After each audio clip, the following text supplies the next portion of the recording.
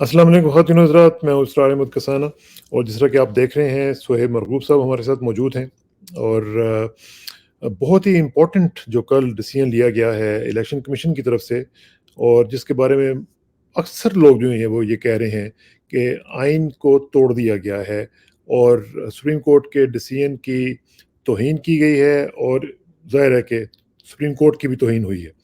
तो ये जो सूरत हाल है इसका जो मंज़रनामा बन रहा है, ये किस तरफ हमें लेके जाएगा? क्या एक एनार्की की सिचुएशन हम देखेंगे? क्या पाकिस्तान के अंदर अब इंतखाबात की कोई उम्मीद नहीं है? और दूसरी जो सबसे बड़ी इस वक़्त सिचुएशन वो ये है कि क्या सुप्रीम कोर्ट इसके ऊपर एक्शन लेगा या नहीं लेगा? और अगर लेगा तो क्या लेगा? तो ये तमाम अमूर जो हैं इनका ज़रा इहाता करने के लिए हमारे साथ मौजूद हैं सुहैब साहब। सुहैब भाई अस्सलाम वालेकुम जी, कैसे हैं जी आप? वालेकुम अस्सलाम सर, मुबारक हो जी, रमज़ान मुबारक यहाँ से शुरू हो चुका। जी, हमारा आपके भी यहाँ शुरू मेरा होने ख़्याल है वाला। शायद कल होगा। जी, हमारे भी सुबह होगी इंशाल्लाह और आपको भी बहुत-बहुत मुबारक, पाकिस्तान को बहुत-बहुत मुबारक और 23 मार्च की भी मुबारक आपको जी। जी, बिल्कुल, जी, तो बिल्कुल। आप ये ज़रा मुझे बताएँ कि ये इन्होंने 23 मार्च का दिन जो था और उसकी रात जो थी वो चूज़ की एक ये ऐसी खबर की जो कि पाकिस्तान की बुनियादें हिला देने के मुतरादिफ है। तो इनकी ये टाइमिंग को तो वैसे दाद देनी चाहिए, लेकिन आप क्या समझ रहे हैं कि ये डिसीजन इस तरह का लिया जाना जो है, वो कितना खतरनाक है? जी। शुक्रिया सर। असल में मैं तो ये बिलीव करता हूँ कि जो पाकिस्तान के इदारे हैं ना, उन पर एतमाद करना जो है ना, वो बड़ा खतरनाक साबित होता है। भुट्टो ने जब लाहौर हाई कोर्ट पर एतमाद का इज़हार किया था, तो लाहौर हाई कोर्ट ने भुट्टो को फांसी दे दी थी। अब भी आप हुँ, देखें कि जी इमरान खान ने जो प्रेस कॉन्फ्रेंस की थी, जिसमें उन्होंने ऐलान किया था कि हम तैयार हैं मुज़ाकरात के लिए, और उन्होंने कहा था ना कि इलेक्शन के लिए हम आगे बढ़ने को तैयार हैं, उसके लिए बातचीत भी हो हुँ। सकती है। जी, और जी, शाह जी। महमूद कुरैशी ने भी कहा कि अगर इलेक्शन की तारीखों पर बातचीत करनी है, तो हम तैयार हैं। अच्छा, अब रात के अंधेरे में सिर्फ़ एक ही तबका मौसर होता है, वो तो है डाकू। डाकू बाकायदा पूरा एक तबका बन चुके हैं, जिनकी तादाद हाँ, रात को निकलती है और रात को लूट मार करके चली जाती है। तो हाँ। पाकिस्तान में जो ये वाला तबका, ये सारे फैसले जो रात को हो रहे हैं ना, वो इसी के करीब तरीन है। वो एक डकैती है, ये एक्चुअली कॉन्स्टिट्यूशन पे डकैती है। कॉन्स्टिट्यूशन की शिकों पे डकैती है, सुप्रीम कोर्ट के खिलाफ एक हमला है, उस पर वो डकैती है। लेकिन अगर आप इस पे गौर करें, तो चीफ जस्टिस ने जो क्वेटा में खिताब किया था, उसमें उन्होंने 2 टोक लफ्ज़ों में कहा था कि आइन का तहफ़्फ़ुज़ करना हमारी ज़िम्मेदारी है और हम आइन का तहफ़्फ़ुज़ करेंगे। अब अदालतें चूँकि बोलती नहीं हैं, कहते हैं कि उनके फैसले बोलते हैं। तो जो आपने शुरू में बात की कि सुप्रीम कोर्ट इस पर क्या एक्शन लेगी, सुप्रीम कोर्ट को इस पर एक्शन लेना भी चाहिए, और क्वेटा में जो उनका खिताब था, उससे ये साफ ज़ाहिर होता है कि वो इस पर एक्शन भी लेगी। और एतजाज़ अहसन जो गुज़िश्ता कई रोज़ से कह रहे हैं, लाहौर हाई कोर्ट बार ने भी कहा है, पिंडी के भी वकील कह रहे हैं कि हम कॉन्स्टिट्यूशन के दिफ़ा के लिए सड़कों पर आ जाएँगे। तो मेरे ख़्याल में पहले मरहले में तो लॉ इसको इस्तेमाल करेंगे वकील। 2 बड़ी बारों में, लाहौर में और रावलपिंडी बार में स्ट्राइक्स होंगी। उसके बाद एक नेशनल लेवल पे स्ट्राइक का सीन बनेगा, जिसकी क़यादत इत्तेज़ाज़ अहसन और उन जैसे वो वकील करेंगे जो मुल्क में आइन की बालादस्ती चाहते हैं। अब आप देखें कि ये वो हुकूमत है जिसने बुलडोज़ किया बल्दियाती इंतखाबात को सिंध में।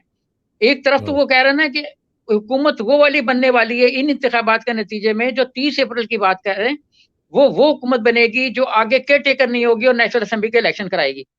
तो इसी हुकूमत ने सिंध में इलेक्शन कराए थे बल्दियाती, जो ग्रास रूट इलेक्शन है, जिसको सबसे ज़्यादा अहमियत दी जाती है।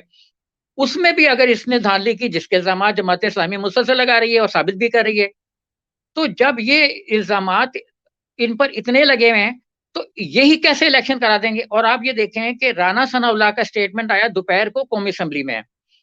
जॉइंट सेशन हुआ, उससे पहले काबीना का इजलास हुआ, और उससे पहले जो है वो 13-14 जमातें जो हैं, उन्होंने मिल बैठकर ये लाएमल तैयार किया कि हमने गिरफ्तारियाँ करनी है, कलअदम करार देना है और आइन को फ़ॉलो नहीं करना। ये बेसिक रूल इस सारे फ़लसफ़े में ये है कि आइन को फ़ॉलो नहीं करना।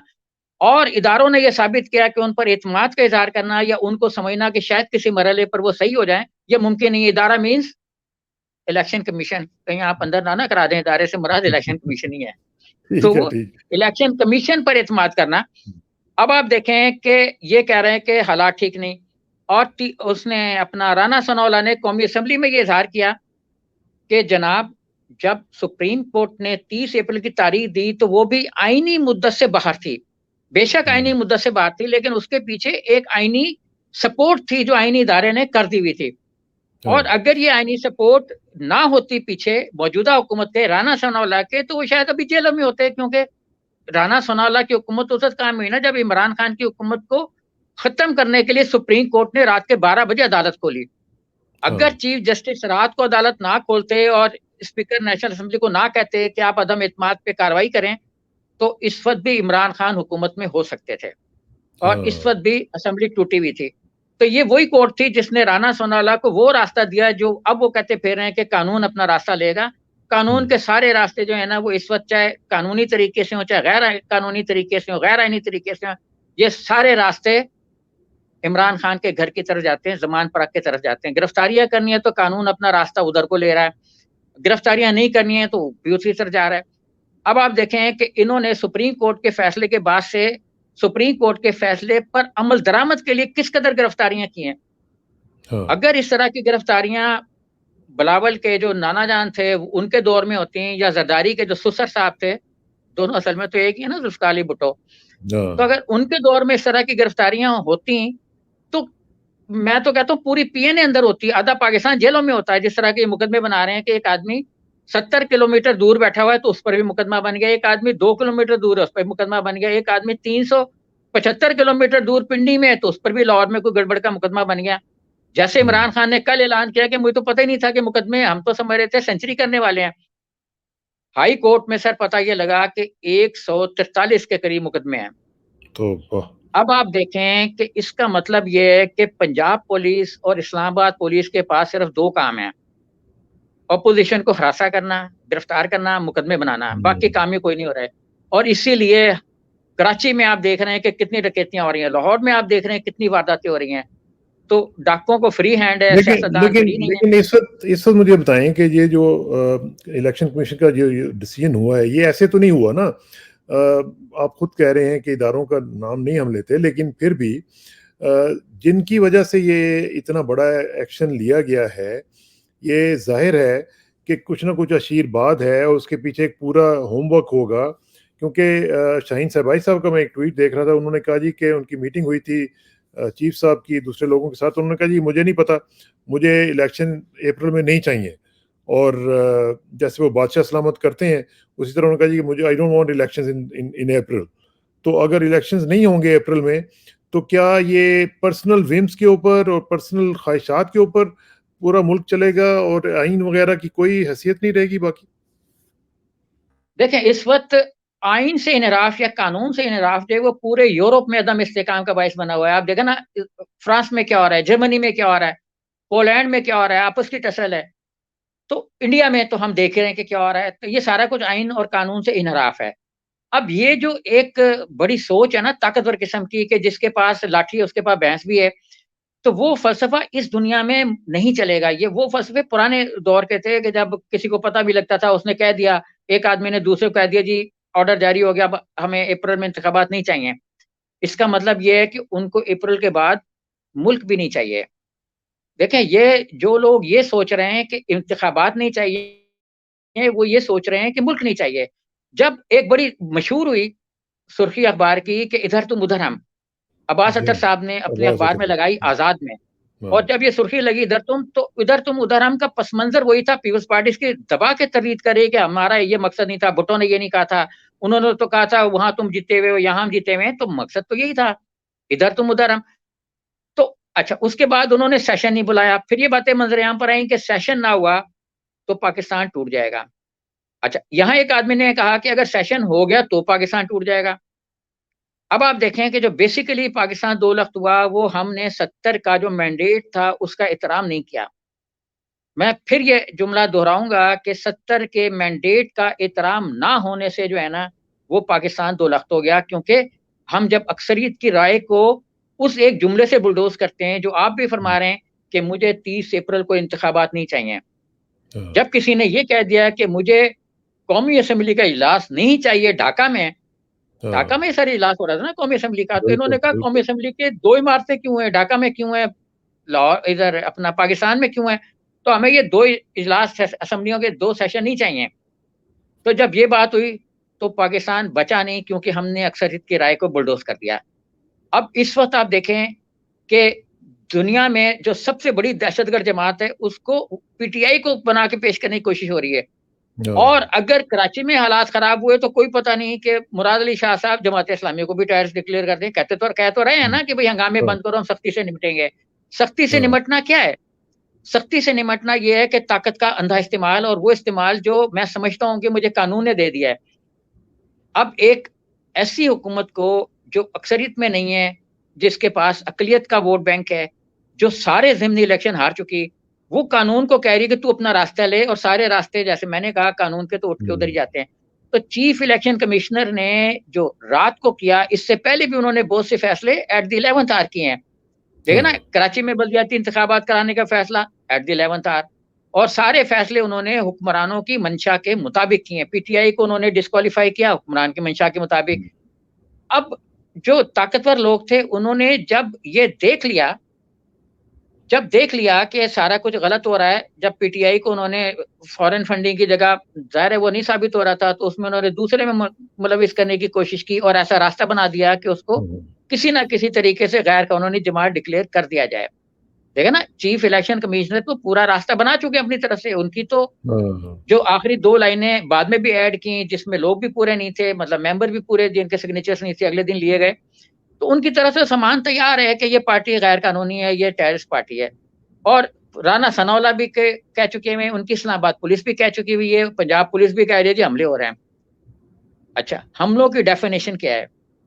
आप देखें कि जब 4 अप्रैल 1977 को मूवमेंट लॉन्च हुई, पूरे मुल्क में पीएनए की जो इस वक़्त तकरीबन उसकी तमाम जमातें इस वक़्त भी पीडीए बनाई बैठी हुई हैं। जी, हाँ, देखें, उसमें मुफ्ती महमूद साहब थे, फजल रहमान के अब्बा जी, वो तहरीक चली थी भुट्टो के खिलाफ। इस वक़्त भुट्टो हुँ, साहब के जो दामाद हैं, वो खुद शरीक हैं एक पार्टी को डिक्लेयर कराने में।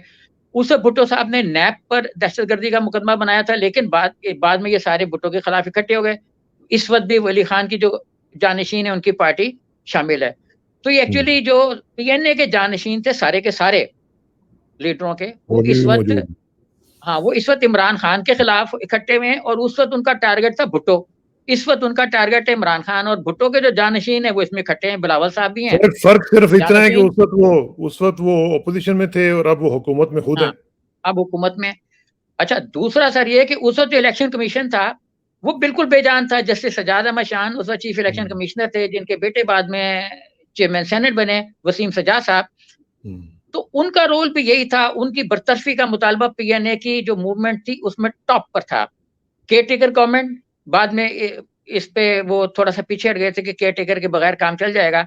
लेकिन चीफ इलेक्शन कमिश्नर की बरतरफी के बगैर काम नहीं चलेगा, और अगर मार्शल लॉ ना आता, तो चीफ इलेक्शन कमिश्नर सज्जाद साहब के जो जो थे वो हुँ, फारिग हो जाते। तो अब जो रात को नकब लगाई है, देखें फैसले वो कर रहे हैं वन साइडेड, यानी राना सना साहब ने दोपहर को कौमी असेंबली के इजलास में खिताब फरमाया कि हाँ, हमें इलेक्शन नहीं चाहिए, वायलेशन तो सुप्रीम कोर्ट ने कर दी। यानी अगर हाँ, आइन से इन्हराफ करार दे रहे हैं सुप्रीम कोर्ट के फैसले को, जिस पे कंटेम्प्ट ऑफ कोर्ट लग सकती है, तो चीफ इलेक्शन कमिश्नर ने जो डेट नहीं दी, उस पे भी कंटेम्प्ट ऑफ कोर्ट लग सकती है। लेकिन मैंने, आपको याद होगा कि एक प्रोग्राम में कहा था पहले भी कि ये हम एक ऐसे दौर में दाखिल हो चुके हैं जिसमें सुप्रीम कोर्ट के फैसले के साथ अगर प्रिजन वैन नहीं जाएगी तो फैसला नाफिज नहीं होगा। हुँ, बिल्कुल ठीक है सही। ना? अगर सुप्रीम कोर्ट का फैसला नाफिज नहीं होता तो उसके लिए ज़रूरी है प्रिजन वैन। जो हुँ, कहा जाता है ना कि ये वैन गई थी कौमी असेंबली के बाहर खड़ी हुई थी, तो स्पीकर साहब ने हाँ, जो फैसला था वो दे दिया और विदाई है। रायशुमारी हो गई। अच्छा, लेकिन लेकिन ये जो आर्टिकल 6 की बातें हो रही हैं, आप समझते हैं कि आर्टिकल 6 लगने के चांसेस होंगे इनके ऊपर, जिन्होंने ये किया? देखिए, आर्टिकल 6 किस पे लगेगा और लगाएगा कौन?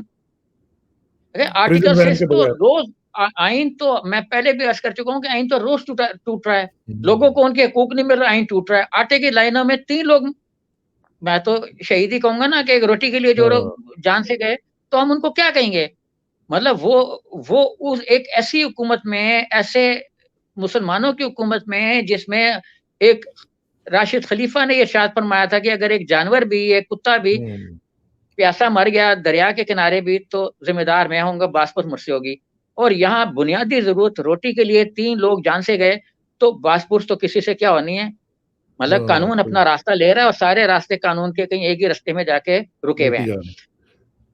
तो आर्टिकल कानून 6 शिकनी तो है, आइन शिकनी नहीं भी है, आर्टिकल 6 सब पर लगता है। हुँ, देखें लेकिन आर्टिकल मसला 6 मसला उस ये है ना पार्लियामेंट पे सोहेब भी भाई, लग हाँ, पार्लियामेंट पार्लियामेंट जिसके अंदर देख सारी कुछ ये चीज़ें हो रही हैं, हाँ, उसको भी उस ज़रा देखना चाहिए पार्लियामेंट ना। पे भी लगता है। पार्लियामेंट ने कमाल होशियारी के साथ अपनी बहसों को मुबर्रा करार दे लिया कि हम पे नहीं लगेगा, हम कौमी असेंबली या हुँ, सेनेट के अंदर जो भी बहस होगी, उस पर ना कानून शिकनी का कुछ लॉ लगेगा, ना ही आइन की आइन शिकनी का। तो आइन शिकनी के लिए तो उन्होंने बेस बना ली। वो कहते हैं कोई मुकद्दस गाय नहीं, कभी वो किसी इदारे को कहते हैं मुकद्दस गाय नहीं, कभी वो किसी और इदारे को कहते हैं मुकद्दस गाय नहीं। एक्चुअली मुकद्दस गाय इस मुल्क के हुक्मरान खुद बने हुए हैं, जो हुँ, बिल्कुल मनमानी के साथ अपने इख्तियारात को इस्तेमाल कर रहे हैं, जिसकी उन्हें कोई अथॉरिटी नहीं है। और ये ज़ालिमाना किस्म का जो तर्ज़ निज़ाम है, वो कराची से खैबर तक हर जगह वही है। नज़र आ रहा है। अच्छा, लेकिन सोहेब भाई, मुझे आपने अभी थोड़ी देर पहले बताया कि जिस तरीके से उस दिन रात को अदालत लगी थी और फिर ये मामला चले थे और उसके बाद प्रिज़न वैन्स का भी हमने सिलसिला देखा। तो उस तरह की अदालत आज रात को क्यों नहीं लगी, जबकि उन्होंने सामने देखा कि उनके डिसीजन की खिलाफ वर्जी हुई है और बहुत ही यानी तौहीन आमेज किस्म की खिलाफ वर्जी हुई है। देखिए, फैसले तो जहाँ से आते हैं आपको भी पता है और मुझे भी पता है। तो जब किसी ने कह दिया कि मुझे 30 अप्रैल को इलेक्शन नहीं चाहिए, हम्म, तो नहीं चाहिए। अब जैसे कोई कह दे कि मुझे चाँद चाहिए, तो चाहिए भई, बच्चा है। तो अब ये जो निज़ाम है जिसकी लाठी उसकी भैंस, वो पाकिस्तान में बहुत खौफ़नाक तरीके से कायम हो गया है। और मैं इस चीज़ से इत्तेफ़ाक करता हूँ कि जो ये सियासी महरूमियाँ हैं ना, वो इंसान के दिलों में घर कर जाती हैं, निकलती नहीं हैं। आप देखें, जब 1977 में एहसास महरूमी पैदा हुआ तो बड़ा तज़किरा हुआ अखबारों में, हमने तो बहुत छापा, ख़ास तौर पर जंग अखबार में, नवायत में, कि सिंध में एहसास महरूमी है। हाँ, सिंधु देश की बातें हुई, जिन्ना के पाकिस्तान की बातें हुई, और ये दोनों सिंधु देश की बातें करने वाले और जिन्ना के पाकिस्तान की बातें करने वाले इस वक़्त पीडीए में शामिल हैं। हाँ, ठीक है ना? एक ने कराची में मोर्चा सँभाला जिन्ना का पाकिस्तान बनाने के नाम पर, दूसरे ने अंदरून सिंध मोर्चा सँभाला। और आपको याद होगा कि रोज़ किसी रेलवे लाइन की पटरियाँ उखड़ी होती थीं, कोई नट हाँ, बोल्ट निकले होते थे, कभी लूज़ होते थे, कभी बम रख दिया, कभी बम फेंक दिया। और गुलाम मुस्तफ़ा जतोई साहब जब केयरटेकर बने तब भी उनके ज़माने में भी ये सूरत-हाल काफ़ी ख़राब थी। हम्म, तो सर, फिर जब ये होता है तो एहसास महरूमियाँ जन्म लेती हैं। अल्लाह ना करे कि एहसास महरूमियाँ उस कदर बढ़ जाएँ, जिसके अंदेशे ज़ाहिर और किए जा रहे हैं। लेकिन ये बढ़ जाएँगे। लेकिन जब राना सना ने एक बयान दिया, उसके बाद चीफ इलेक्शन कमिश्नर ने कहा, अगर चीफ इलेक्शन कमिश्नर अपना फैसला पहले दिन ही कर देते कि हमसे काम नहीं हो रहा, तो हम्म, इस्तीफ़ा दे देते। देखें, अगर हाँ, किसी को ये महसूस हो रहा है कि बड़ा बेबस है, बेदस्तूपा है, कुछ नहीं कर सकता, इनको भी फ़ॉलो नहीं कर सकता, तो सीट से क्यों चिपका रहना चाहता है? अगर मेरे पास अखबार में लिखने के कुछ इख्तियारात ना होते, बोलने के इख्तियारात ना हाँ, तो होते, तो फिर मैं क्या नौकरी फ़ायदा? क्यों करता? मैंने छोड़ भी दी हाँ, थी नौकरी एक इसीलिए कि कुछ नहीं लिखा जा बोलने-लिखने के रहा। मसाइल पैदा हुए। हम्म, तो सर, ठीक जो है। हालात है ना गोदी मीडिया के, देखें, हम ये समझते हैं कि सिस्टम जो है, अगर 3 इदारे साथ मिल जाएँ, मीडिया जो इस वक़्त 90% मीडिया तो गोद में है हुकूमत हाँ, के, इसी और उसके बाद अदालती निज़ाम का एक हिस्सा, जैसे उन्होंने बड़ी तवक्को लगाई हुई है कि फलाँ आदमी चीफ जस्टिस सुप्रीम कोर्ट बन जाएँगे, तो फिर निज़ाम ठीक होंगे, फिर इलेक्शन होंगे।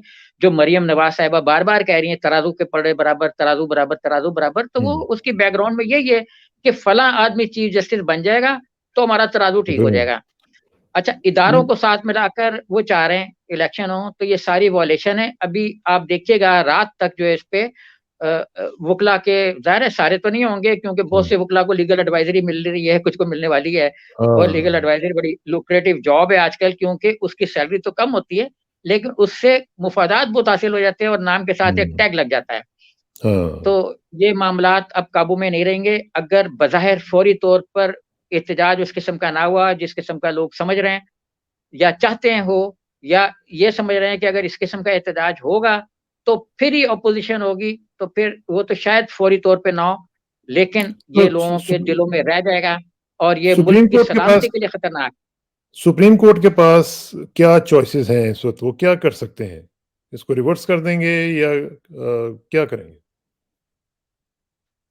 सुप्रीम कोर्ट यकीनी तौर पर इसको रिवर्स कर देगी, लेकिन अगर ये वहाँ पे पेश होंगे, ज़ाहिर है पेशियाँ भी होंगी फैसले में, फिर ये कहेंगे जी हमारे पास फंड नहीं, ये नहीं, वो नहीं।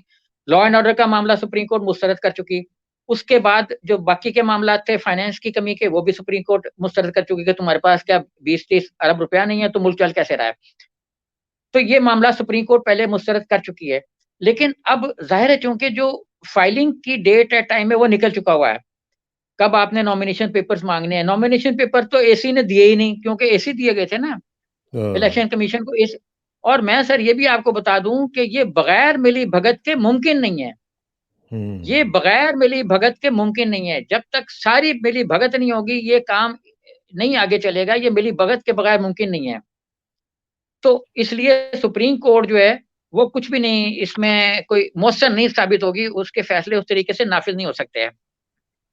ठीक है। अच्छा, अब ज़रा आखिर में मुझे ये बताएँ कि ये जो सूरत-ए-हाल हम अब देख रहे हैं, इसमें जो डिसीजन के अंदर जो बात उन्होंने कही है, वो उन्होंने कहा जी कि 8 अक्टूबर को इलेक्शंस होंगे। अब मुझे ये समझ नहीं आ रही कि 8 अक्टूबर को वो कैसे लाइन ड्रॉप हुई है। लेकिन जो मैं सवाल कर रहा था वो बेसिकली यही है ख़ातून ज़रात के 8 अक्टूबर को कैसे पता चलेगा कि अब लॉ एंड ऑर्डर की सिचुएशन ठीक हो गई है और बड़ी इकोनॉमी हमारी फ्लरिश करना शुरू हो गई है। तो ये जो सूरत-ए-हाल होगी कि 8 अक्टूबर की डेट इन्होंने दे दी है। पहले कह रहे थे कि हम डेट दे नहीं सकते हैं। पहले कह रहे थे कि जी हमारे पास कोई इस तरह का मैंडेट नहीं है और अचानक अब इन्होंने ये कह दिया जी कि नहीं, अब हम 8 अक्टूबर को इलेक्शंस करवा सकते हैं। तो ये जो सूरत-ए-हाल है इसमें शोएब भाई इज़ बैक। शोएब भाई, ये ज़रा मुझे बताएँ, ऐसे ही रख लें आप इसको, इसी तरह ही रख लें, अच्छा कोई ठीक, मसला जी। नहीं है। हाँ, जी, तो जी। मैं ये कह रहा हूँ कि इलेक्शन कमीशन ने ये जो 8 अक्टूबर की डेट दे दी है, पहले तो ये कहते थे कि हमें ये इख्तियार हासिल नहीं है कि डेट नहीं हम दे सकते, तो अब इन्होंने 8 अक्टूबर की डेट भी दे दी है। और दूसरा ये मुझे बताएँ कि 8 अक्टूबर को क्या पाकिस्तान के वारे न्यारे हो जाएँगे, उस वक़्त इकोनॉमी हमारी बड़ी ज़बरदस्त हो चुकी होगी, लॉ एंड ऑर्डर बिल्कुल परफेक्ट होगा, तब इलेक्शंस ये करवाने के काबिल हो जाएँगे? 8 अक्टूबर तक उनके ख़्याल में जो उनका निज़ाम है ना, वो ताकतवर हो जाएगा, जो अदालती निज़ाम है वो ज़्यादा मज़बूत हो जाएँगे, क्योंकि उनके जो जिन पे उनका तकिया है, जब तक वो सारे ऊपर आना शुरू हो जाएँगे। आएँगे तो हुँ। नहीं, लेकिन शुरू हो जाएँगे। अच्छा, दूसरा उनका ख़्याल ये है कि फिर पंजाब हुकूमत और केपी के गवर्नमेंट जो है, वो एक्चुअली एक ही गवर्नमेंट होगी और फिर वो शायद जनरल इलेक्शन की तारीख भी दे सकते हैं। हुँ। इसके 1-2 महीने बाद ही जनरल इलेक्शन है, तो इससे ज़्यादा फ़र्क नहीं पड़ेगा। लेकिन ये तो चीज़ आप लिख लीजिए कि 8 अक्टूबर तक माली वसाइल में कोई इज़ाफ़ा नहीं होगा, क्योंकि चाइना ने ही पैसे दिए, बाकी तो इनके पास पैसे हैं ही नहीं। जो फ़ॉरेन थी एफडीआई, फ़ॉरेन डायरेक्ट इन्वेस्टमेंट, उसमें वो 1/3 रह गई है। उसमें इस कदर कमी हो गई है कि हम हमारे पास डॉलर जो है वो अब है ही नहीं। हम अब इ कल एक आदमी ने मुझसे पूछा कि हम किताब छपवाना चाह रहे हैं तो क्या करें? मैं सर आपको बताऊँ कि उसके बाद मैंने जब मालूम किया तो पता लगा कि मार्केट में पेपर भी ख़त्म है। किताबें लोकल पेपर की भी 3 गुना महँगी हो चुकी हैं। तो जब हमारे पास 5 पैसे भी नहीं है, तो हम 5 पैसे भी दिखाने के लिए नहीं है। बाकी अगर आप देखें, तो हाँ। क्या कौमी असेंबली का खर्चा खत्म हो गया? क्या सेनेट के लोग हाशिए लगा के पैसे ले रहे हैं? लोग कहते हैं ना कि इमरान खान ने जब इस्तीफ़ा दिया तो उसके बाद तनख्वाहें लेते रहे, जिसकी उन्होंने तरदीद कर दी कि हमने कोई सैलरी नहीं ली। तो सर, एक आदमी मौजूद था कौमी असेंबली के इजलास में जब मुलतवी किया गया इजलास, एक रुकन असेंबली था। क्या ये असेंबली मुल्क के फैसले कर रही है, जो अपने बॉटम पर बैठकर, यानी जो मिनिमम रुकनीयत है, मिनिमम जो हाँ। किसी शमूलियत का एक क्राइटेरिया है कोरम का, उससे भी नीचे आके वो अपने इजलास में कानून साज़ी भी कर रहे हैं और अपने पैसे भी इकट्ठे कर रहे हैं। पैसे मीन्स जो मुशायरा-वशायरा उनको मिल रहा है। हुँ, हुँ। तो सर, नंबर ये 1, तो जो चीफ इलेक्शन कमिश्नर का फैसला था वो सरासर आइन से हटके, और सुप्रीम कोर्ट को इस पर यकीनी तौर पर एक्शन नहीं लेना चाहिए। सॉरी, एक्शन लेना चाहिए। अगर नहीं हुँ, लेगी तो इसकी बहुत बड़ी डैशिंग किस्म की वीकनेस होगी। सुप्रीम कोर्ट को मुद्दत में तोसी नहीं करना चाहिए, क्योंकि वो ये कह चुके हुए हैं 30 अप्रैल तक इलेक्शन का इनेकाद मुमकिन था। अब हाँ। अगर सुप्रीम कोर्ट अपने फैसले से हटेगी, तो उसकी अपनी खत्म हो जाएगी रेट, और मुल्क सही मानों में रियासत के हाथों बनाना स्टेट बन जाएगा, यानी पुलिस के हाथों बनाना स्टेट बन जाएगा। हुकूमत के हाथों, राना सनाउल्लाह की जो पुलिस है, राना सनाउल्लाह के जो इक़दामात है वो टिपिकल ऐसे हैं जैसे कोई मुंशियों का एक्सपर्ट नहीं होता, रोज़नामचों का, हुँ, एफआईआर का, इस तरह के उनकी एक्टिविटीज़ हैं। तो राना सनाउल्लाह जो है वो नेशनल असेंबली को, वज़ारत दाखिला को इस वक़्त अपनी मुट्ठी में लिए बैठे हुए हैं, उसको इस्तेमाल कर रहे हैं। तो पार्लियामेंट की अहमियत भी तकरीबन ज़ीरो हो जाएगी, क्योंकि जिसमें ना ज़ीरो हो लीडर जाएगी। ऑफ द अपोजिशन है, ना कमेटियों के चेयरमैन अपोजिशन के। पब्लिक गवर्नमेंट का एहतसाब करती है पब्लिक अकाउंट्स कमेटी, उसको हेड कर रहे हैं वो अपोजिशन के लीडर, मतलब जो जो जिनका चुनाव लोटे किया हैं। है, हाँ, चुनाव किया है हुँ, हुँ। लोटों के लीडर ने। हुँ, हुँ। और वो भी राजा रियाज साहब। राजा रियाज साहब हाँ। अगर कोई किसी भी मामले में 6 जुमले का आइन की किसी भी शिक पर 6 जुमले बोल दें, तो उनको हम अपनी पूरी तनख्वाह देने पे तैयार हैं। तनख्वाह मीन्स 1 महीने की जो आमदनी है, चलो, वो दे देंगे अगर राना सनाउल्लाह, या उनको शहद की भी एक बोतल दे देंगे, वो भी शहद के बड़े शौकीन हैं। हाँ, बड़ा काफ़ी। शहद-वहद मँगवाते हैं, हुँ। मुख्तलिफ इलाकों फिर से शहद उनके मँगवाते हैं मुँह वो। से उनके मुँह से झाग भी निकलती होती है। ख़ैर चलें, इसमें छोड़ें, लेकिन मसला ये है कि सिचुएशन बहुत सीरियस है सुहैब भाई, और मेरा ख़्याल है कि हम 2 दिन के बाद हमने दोबारा जब मिलना है, तो फिर हम जी, मज़ीद जी। डिटेल में इसके ऊपर गुफ्तगू करेंगे, और अल्लाह करे कि उस वक़्त तक कुछ जो सैनिटी है वो प्रिवेल कर सके, और लोगों में थोड़ी-सी अक्ल का जो मुज़ाहरा है वो हम देख सकें। आपका बहुत-बहुत शुक्रिया। जी, इंशाअल्लाह आपसे राब्ता रहेगा जी। बहुत थैंक यू वेरी शुक्रिया। मच। Thank you sir. अस्सलाम वालेकुम। वालेकुम सलाम।